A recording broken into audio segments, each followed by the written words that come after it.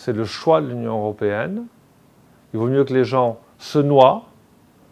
plutôt que de les laisser arriver sur les côtes européennes. Ça peut paraître énorme dit comme ça, et pourtant, si on regarde froidement la situation, qui dure maintenant depuis plusieurs années, on voit qu'effectivement, ils font en sorte que les gens se noient, dans l'espoir que ça décourage ceux qui viennent derrière.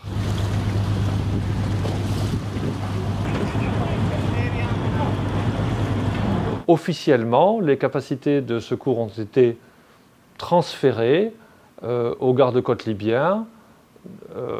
desquels on aurait augmenté les capacités en les formant, en les équipant.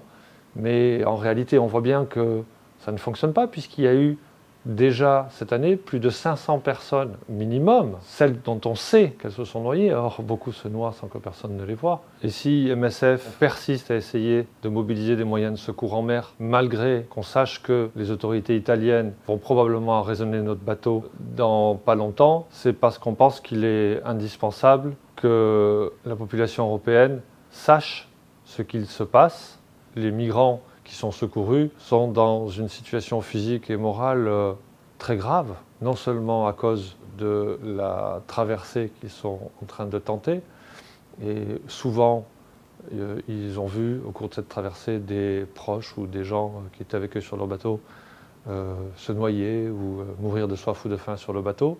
mais évidemment à cause de tout ce qu'ils ont vécu précédemment lors de leur périple, et en particulier en Libye,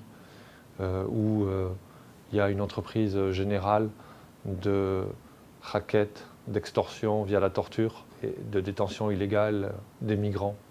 Il y a collusion entre les trafiquants d'êtres humains et les gardes-côtes libyens, certains gardes-côtes libyens, dans une certaine mesure. C'est dit et redémontré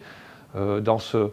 jeu pervers de laisser les gens partir en mer et puis de les récupérer, et puis il faut qu'ils payent à nouveau pour sortir du centre de détention où ils sont mis, et ensuite à nouveau pour prendre la mer, et ainsi de suite,